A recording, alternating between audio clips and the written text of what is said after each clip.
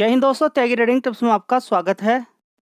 दोस्तों, इस वीडियो के अंदर बात होने वाली है 4 शेयर के बारे में। यहाँ पर बात होने वाली है तो कुछ कंपनियों के रिजल्ट्स भी आए हैं, उनके बारे में भी यहाँ पर बात होने वाली है। तो सबसे पहले बड़ा इवेंट्स जो यहाँ पर आने वाला है वो आपने देख लिया है कि जिसकी वजह से वॉलेटिलिटी मार्केट के अंदर ज़बरदस्त है। वो है यूएस का इलेक्शन, यानी कि अमेरिका का इलेक्शन कौन जीतने वाला है उसको लेकर अलग अलग जगह से एग्जिट पोल आएंगे, अलग अलग जगह से खबर आएंगी। तो जब तक रिजल्ट्स नहीं आ जाता उससे पहले बड़ी वॉलेटिलिटी देखने को मिलेगी, उसके बाद भी वॉलेटिलिटी आपको देखने को मिल सकती है। फिलहाल ये वाला इलेक्शन की वजह से बड़ी वॉलेटिलिटी आपको देखने को मिलेगी। उससे पहले आपने देखा कि लगातार एफआईज माल बेच रहे हैं, 1 लाख करोड़ से भी ज़्यादा का माल बेच चुके हैं। 1 लाख करोड़ से भी ज़्यादा का माल बेच चुके हैं किसके अंदर? अक्टूबर के अंदर। अक्टूबर के अंदर 1 लाख करोड़ से भी ज़्यादा का माल बेच चुके हैं। अब यहाँ पर देखिए नवंबर में भी वही सिलसिला जारी है। अभी तक वो शांत नहीं हो रहे हैं। ये जब तक शांत नहीं होते हैं, जब तक ये लोग शांत नहीं होते हैं, आपके शेयर में लगातार गिरावट देखने को मिलती रहेगी। तो याद रखिएगा, एफआईज अगर माल बेचते रहते हैं नवंबर के अंदर भी तो आपके शेयर के अंदर गिरावट देखने को मिल सकती है। लेकिन ये इसका बिल्कुल भी मतलब नहीं कि सब कुछ खत्म हो गया है। इससे पहले भी 4-4, 5-5, 6-6 महीने तक, 1-1 साल तक इन्होंने माल बेचा है। उसके बाद बड़ी बड़ी रिकवरी देखने को मिली है, बड़ा बड़ा मोटा पैसा बनता है। देखिए, गिरावट कभी भी आज तक गलत नहीं हुई है, लेकिन उन गिरावटों का हम लोग फ़ायदा नहीं ले पाते हैं। किसी तरह की कोई प्रिपरेशन नहीं है। गिरावट की अगर थोड़ी सी भी प्रिपरेशन बना के रखें या बोल के रखें ये पैसा मेरा गिरावट के लिए, ये पैसा मेरा गिरावट के लिए और मुझे गिरावट ही चाहिए, जब तक कि आप अपना पैसा किसी कंपनी के अंदर लगा ना दें तब तक आपके लिए गिरावट इम्पोर्टेंट रहती है। लेकिन होता क्या है कि गिरावट को हम भूल जाते हैं। गिरावट हमें चाहिए ही नहीं है, हमें क्या चाहिए? तेज़ी चाहिए। हो जाती है गिरावट, सारा खेल वहीं पर ख़त्म हो जाता है। अगर आप गिरावट की तैयारी कर लें और कहें कि हाँ मैं ये शेयर खरीदूंगा, लेकिन 1 सेकंड में खरीद के अलग कर देते हैं उस शेयर को, क्या मिलेगा? कुछ नहीं मिलने वाला।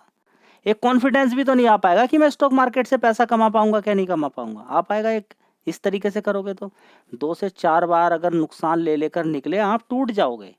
कोई पैसा बनाकर नहीं लेकर जाओगे स्टॉक मार्केट से, बिखर जाओगे ऐसे ही। इक्विटी के अंदर भी काम नहीं कर पाओगे और कॉल पुट इंट्राडे में तो वैसे ही बर्बाद हो जाता है इंसान। तो क्या मिलेगा आपको स्टॉक मार्केट के अंदर आके? कुछ नहीं, बर्बाद होकर चले जाओगे ऐसे ही। लॉन्ग टर्म में ही पैसा बनता है। जेन्युइन तरीके से पैसा कमाने की कोशिश करें। बढ़िया बढ़िया कंपनियां हैं। अगर आपको कुछ नहीं समझ में आ रहा तो बढ़िया कंपनी के अंदर काम कीजिए। 1 साल के अंदर देखिए क्या होगा, ज़्यादा से ज़्यादा गिरावट होगी, एसआईपी कीजिए। 1 साल क्या हुआ, पूरी गिरावट मिली, एसआईपी करी आपने, थोड़ा थोड़ा खरीद के इकट्ठा करा, उसके बाद तो भागेगा। 1.5 साल के बाद तो भागेगा। जितना ज़्यादा अच्छी कंपनी गिरेगी उतना अच्छा रिटर्न आपको मिलेगा। आज भी देखिए इन्होंने लगभग 2500 करोड़ का माल बेच दिया है। ऐसा नहीं कि खरीदा नहीं है, खरीदा भी है। देखिए 11,800 करोड़ का माल खरीदा है, बेचा ज़्यादा है 14,400 करोड़ का, जिसकी वजह से मार्केट के अंदर गिरावट। त्यागी ट्रेडिंग इन्होंने तो खरीदा भी है 3,000 करोड़ का माल डीआईज ने। तो अच्छी तेजी भी देखने को मिली है। जब ये खरीदारी बिकवाली बराबर चलती है तो वो शेयर के ऊपर डिपेंड करता है। देखिए मार्केट, बैंक निफ्टी की अगर बात करें, क्या पता डीआईज ने और इन्होंने भी कुछ माल कहाँ पर खरीद लिया हो, बैंकिंग शेयर के अंदर खरीद लिया हो, जिसकी वजह से तेजी बन गई। आप कहेंगे अच्छा रहा सब कुछ अच्छा। सिर्फ बैंक निफ्टी या निफ्टी 50 के अंदर तेजी से नहीं होता है। हजारों शेयर हैं जो निफ्टी 50 बैंक निफ्टी के नहीं हैं, जो लोग खरीद के रखते हैं। तो एकदम से एनालिसिस मत कीजिए किसी की। कोई भी यूट्यूबर आपको बोलता है, टीवी पर आप देखते हैं, थोड़ा सा दिमाग लगाइए कि कॉल पुट और निफ्टी 50 बैंक निफ्टी ही मार्केट नहीं होता है। लेकिन हाँ, इसके बेस पे हम कह देते हैं कि बढ़िया सब कुछ चल रहा है। सब कुछ बढ़िया नहीं होता है, सब कुछ बढ़िया आपका शेयर है। चलिए, तो बात समझ में आ गई कि अभी भी यहाँ पर ये मत समझ लीजिएगा कि हाँ बस अब सब कुछ ओके हो चुका है, आज की तेजी बन चुकी है, अब तो बस कल से तेजी शुरू है। ठीक है, हो सकता है कल से तेजी बननी शुरू हो जाए, हो सकता है खरीदारी ये करना शुरू कर दें, लेकिन कुछ नहीं कहा जा सकता। देखते हैं क्या होता है। चलिए दोस्तों, पहला शेयर होगा HFCL। क्या करें इस शेयर के अंदर? देखिए इस शेयर को 50 रुपए से कवर किया। कितना इस शेयर ने मारा है सबसे पहले ये देख लीजिए। 50 रुपए से सीधा सीधा 171 रुपए इसने मारा। आप प्रॉफिट के अंदर हैं, पैसा कमाया आपने, ठीक है। एक बार अच्छा मारने के बाद आपने देखा कि अभी किस तरीके से मार्केट के अंदर डरावना समय चल रहा है, ठीक है। उसके बाद इसके अंदर भी गिरावट हुई, गिरावट अच्छी खासी हुई। गिरावट के बाद ये शेयर पहुंच जाता है सीधा सीधा 113 रुपये, और 113 रुपये से आज की डेट में यहाँ पर आपको बड़े प्यार के साथ 12% के रिटर्न इसने बना के दे दिए। कितना बना के दे दिया है? 12% के रिटर्न इसने बना के दे दिए। ठीक है, तो यही होता है जब तेजी बनती है आपको फ़ायदा उठाना चाहिए। गिरावट होती है तो गिरावट जब भी कभी होगी तो खरीदने का टाइम होता है, लेकिन गिरावट में आप अपने सपने सँजोने शुरू कर देते हैं कि हाँ, हमारा पैसा बने। देखिए, एक समय होता है खरीदने का, एक समय होता है बेचने का। जब तेज़ी बनेगी तो तब बेचने का मौका होता है। अभी मार्केट के अंदर ज़बरदस्त पहले कभी गिरावट हुई थी कोरोना वायरस, उसके बाद गिरावट, उसके बाद तेज़ी बनी, सेक्टर वाइज़ कितनी तेज़ी बनी, सरकारी कंपनियाँ कितनी भागी, लेकिन एक समय था वो नीचे पड़ी हुई थी, उस समय खरीदने का टाइम था। लेकिन आप खरीदते ही अगले दिन को आपको तेज़ी चाहिए। तो भई ऐसा तो मार्केट है नहीं है। अगर आप अपने इस तरीके से लेकर आए हो कि आज मैं खरीदूँ कल को फ़ायदा हो जाए, आज खरीदूँ कल को फ़ायदा हो जाए, तो आप इंट्राडे और कॉल पुट वाली लेकर सारी चीज़ें बैठे हुए हैं कि कल बड़ी गिरावट थी कॉल पुट के अंदर, आज तेज़ी बन गई, तो बस वही चक्कर में आप सोच रहे हैं कि शेयर भी ऐसे ही देंगे। भाई यहाँ पर पैसा जाता नहीं है, गिर जाएगा, आपका बड़ा नुकसान होगा, 50% शेयर गिर जाते हैं, पैसा जाता नहीं है, लेकिन कॉल पुट के अंदर चला जाएगा। अगर आपने मजबूत कंपनी खरीदी है, गिर जाएगी। 1900-2000 रुपए से गिरते-गिरते इन्फोसिस का शेयर नीचे 1200 साढ़े 1200 रुपए तक पहुँच गया, फिर वहीं पहुँच गया दोबारा से। कहाँ डूबा पैसा किसी का? खरीद-खरीद के इकट्ठा कर लिया, पैसा फिर बन गया, जाता नहीं है पैसा। देखिए, तरीका तो यही है स्टॉक मार्केट, तो इसको ही बोलते हैं कि आप इक्विटी के अंदर काम करोगे। नहीं तो अगर आप सपने में जी रहे हो तो खरीदिए करेंसी, कमोडिटी, बर्बाद होके चले जाओगे, कुछ नहीं मिलेगा। ठीक है, तो डिफेंस सेक्टर के अंदर भी कंपनी काम करती है, टेलीकॉम सेक्टर के अंदर भी काम करती है। अभी रिजल्ट्स आए थे, थोड़े से हल्के से कमज़ोर थे, लेकिन अकॉर्डिंगली देखें तो रिजल्ट्स ठीक ही थे, इतने ख़राब नहीं बोलेंगे हम। थोड़ी सी गिरावट भी देखने को मिली, उसके बाद देखिए आज अच्छी खासी 7% की तेज़ी यहाँ पर देखने को मिल रही है। चलिए, बात करें एचएफसीएल की, तो लंबे समय में अच्छा पैसा आपको वो भी बना के दे सकता है। एचएफसीएल लगभग 250-300 रुपए तक जा सकता है। जेएम फाइनेंशियल की बात करें, ये कंपनी मुझे अच्छी लगती है, आने वाले टाइम में ये भी अच्छा पैसा आपको बना के दे सकती है।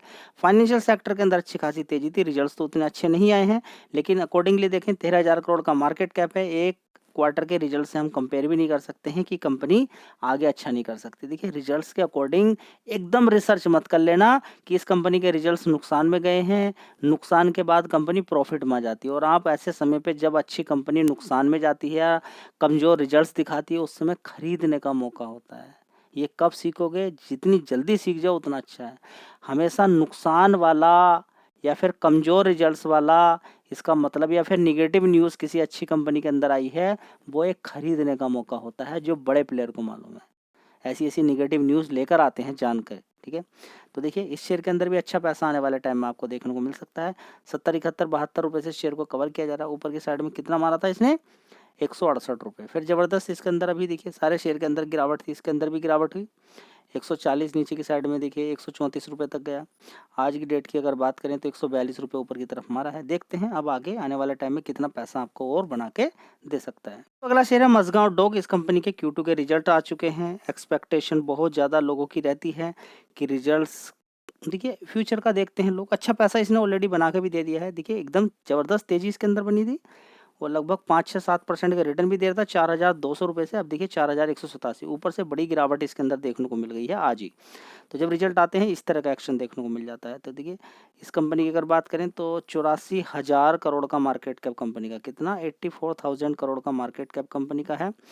और इसने कितना पैसा बना के दे दिया होगा 5 साल में, देखेंगे 23 गुना पैसा कर दिया इसने। कितना? 5 साल में 23 गुना। जी, क्या अभी थोड़ा-सा हम रुक जाएँ? रुकना चाहिए, 23 गुना पैसा कम थोड़ी ना होता है। बिल्कुल इस देखिए चार्ट देखिए बिल्कुल सीधा खड़ा हो गया, कभी शांत बैठता था ये, ठीक है? तो अभी जो लड़ाई चल रही है उसमें डिफेंस सेक्टर को बहुत ज़्यादा वैल्यू दी जा रही है।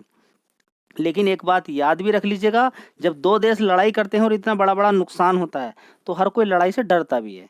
आपने देखा कि अगर 2 लोग आपस में लड़ाई करें और बड़ा चोट कर जाएँ, तो फिर उनके एग्ज़ाम्पल बनने लगते हैं कि भाई लड़ाई मत करो, ऐसा इतना नुकसान हो गया, ठीक है? तो कोई भी कंट्री ऐसी सिचुएशन में, इतनी महँगाई को लेकर कोई ऐसी सिचुएशन के अंदर है ही नहीं कि वो इतनी बड़ी लड़ाई झेल सके। ठीक है? तो बड़ा लड़ने के लिए बहुत ज़्यादा पैसे की आवश्यकता पड़ती है। अभी आप इज़राइल को देख रहे हैं, देखिए आप, बड़ा आसान है आपके लिए कहना कि एक रॉकेट दाग दिया तो उसको लड़ने के लिए नीचे की साइड से जो दूसरे रॉकेट दागे जाते हैं उनको हवा में ही मार गिराना पड़ता है। एंटी ड्रोन सिस्टम की बात करें या फिर बड़ा-बड़ा जो सिस्टम्स होते हैं नीचे की साइड में, उनके जो लड़ाई करने वाले होते हैं, ठीक है? अगर ऊपर से कोई भी अटैक होता है और वो हवा में मार गिराया जाता है, ठीक है? तो उसके लिए बड़ी प्रिपरेशन की जाती है, बड़ा-बड़ा महँगा मिसाइल आती है, उनमें करोड़ों रुपए का खर्च होता है। तो 200 250 रॉकेट अगर उसने छोड़े हैं ईरान ने, ठीक है। तो उनको मार गिराना आसान बात नहीं रहती है, या फिर 5,000 रॉकेट जो दागे थे किसने, हमास ने, उनको आसमान में ही मारना ये मामूली बात नहीं है, इसमें बहुत खर्च होता है। तो लड़ाई करना बड़ा आसान नहीं है। आने वाले टाइम में देखिए हमेशा वाली चीज़ें तो नहीं रहेंगी, लेकिन हाँ जिस तरीके से ग्लोबली लड़ाई हो रही है, विदेशों की भी डिमांड लगातार बनी रहती है। और वैसे भी बात करें तो इंडिया को भी बहुत ज़्यादा रिक्वायरमेंट है, ठीक है। तो इन कंपनियों को फ़ायदा होता रहता है, लेकिन जब तक ऑर्डर मिलते रहेंगे तब तक शेयर भागते रहेंगे, ऑर्डर मिलना बंद होंगे तो शेयर गिरना शुरू हो जाएगा। चलिए देख लेते हैं फिलहाल कंपनी के रिजल्ट्स कैसे आए हैं। तो अगर बात करते हैं मझगांव शिप बिल्डर की, अगर बात करते हैं मझगांव डॉक शिप बिल्डर की, तो 1,828 करोड़ का कंपनी का रेवेन्यू आता था एक साल पहले। उसके बाद 2,300 करोड़ का बढ़ा है, उसके बाद 3,100 करोड़ का, उसके बाद 2,300 करोड़ का। देखिए गिरावट हो गई, रोना शुरू कर देते हैं कुछ लोग, नहीं। उसके बाद देखें 2,700 करोड़ का, ठीक है। एक साल पहले देखें, क्वार्टरली बेसिस पे देखें तो अच्छी ही परफॉर्मेंस है।